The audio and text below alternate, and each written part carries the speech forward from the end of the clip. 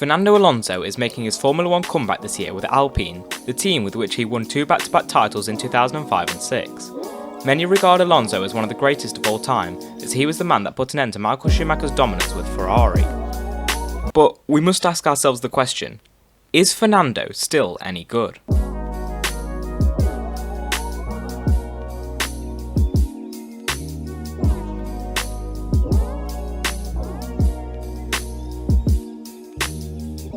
Firstly, let's look at what the Spaniard has done in F1 to date. Alonso made his Formula 1 racing debut with Minardi in 2001, where he scored 0 points, however this was expected as it wasn't a competitive car and Alonso was a rookie.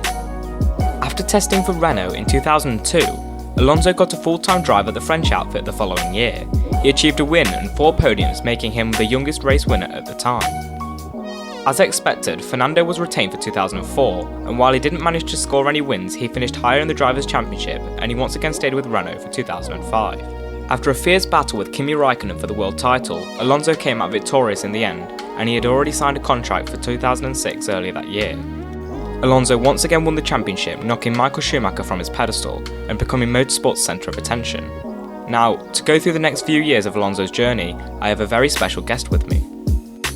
Alonso joined McLaren in 2007, and after being beaten by rookie teammate Lewis Hamilton, and after being involved in one of the biggest F1 scandals ever, he decided to return to Renault for 2008. He was once again involved in a major scandal, and his performances didn't seem to match what they had been in the last 5 years. After staying with Renault in 2009, Alonso decided to move to Ferrari in the hopes of becoming Scuderia's first ever Spanish champion.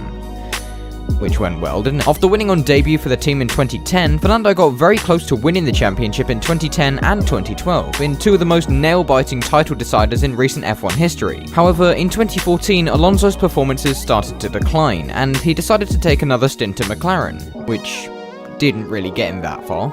Alonso achieved a few decent results, including a pair of top 5 finishes in USA 2016 and Australia 2018. However, his time in F1 was limited, and soon enough, Fernando announced that he would be leaving F1 at the end of 2018. Alonso raced in some other series the following years, notably the World Endurance Championship and IndyCar. In 2020, however, it was announced that Alonso would be returning to F1 with a team he scored 2 titles with, Renault, now rebranded as Alpine.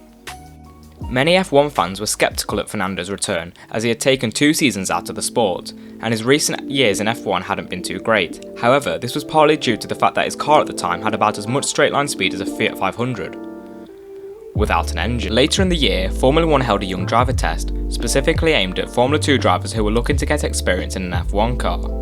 Being the young driver that he was, Alonso took part in this test and was once again faced with controversy. Now, I don't want to milk the young driver test jokes, so let's hop straight onto Alonso's performances in the Alpine so far.